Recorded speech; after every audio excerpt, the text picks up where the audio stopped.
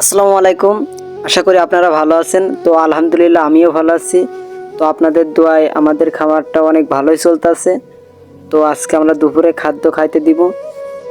আর একটা কথা না বললেই নয়, তো আপনারা খাদ্য খাইতে দিলেই হবে না, বুঝলেন? খাদ্য খাইতে দিলেই হবে না, তো খাদ্যর সাথে ঘুমটাও অনেক দরকার। সারা দিনরা যদি খাইতে দেন তাহলে কি শরীর থাকবে? থাকবে না। আর ভাই হজম করবে কখন ভাই? এই কথাটা বোঝেন। তো আপনাদের হজম করার জন্য ভাই খাদ্যর পরে পর্যাপ্ত পরিমাণে তাদের ঘুম দিয়াবেন। তারা যদি ঘুম দেয় বা জাগর কাটে তাহলে মনে করবেন যে শরীরটাই এই খাদ্যগুলো, যেসব খাদ্যগুলো খাইতেছে সেগুলো ধরছে। তো সবসময় ঘুমটা তাদের বেশি রাখবেন, আর জাগরটা যেন বেশি করে। আর দিলে এখন তো সময় শেষ পর্যায়ে চলে আইছে। তো এখনো আপনারা 3 বেলা খাইতে দেন, আর খাইতে দেবেন সকাল দুপুর রাতে। তো 1 ঘন্টা করে খাইতে দেন, 1 ঘন্টার ভিতরে খাওয়া শেষ করে দিন। দেখবেন যে আপনাদের গরু কটাও জাগর করবে আর অনেক ভালো থাকবে।